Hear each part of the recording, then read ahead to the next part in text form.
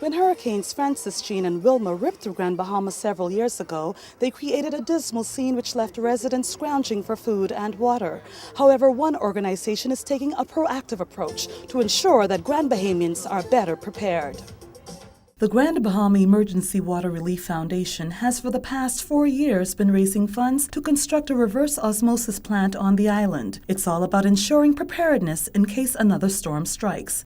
Commissioned Wednesday, the plant located on Grand Bahamian Way produces up to 6,200 gallons per day. The foundation, which is comprised of Rotarians from Nassau, Grand Bahama, and California, raised nearly $220,000 to construct the plant, including $100,000 donated by the TK Foundation.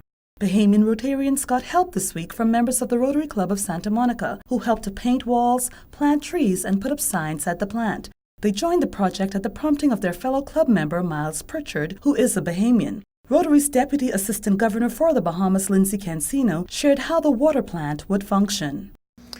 Well, basically, you're going to have an emergency on its way, like a hurricane, typically. And then we would just come and turn the plant on. It produces 6,200 gallons a day.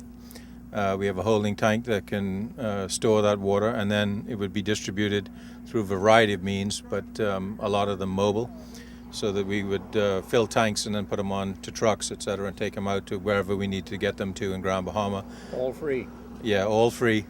And even beyond that, ostensibly you could help people in Abaco, for example, if that became necessary and water was an issue. Michael Stafford, a local Rotarian who helped to galvanize local, national, and international Rotarians to bring this project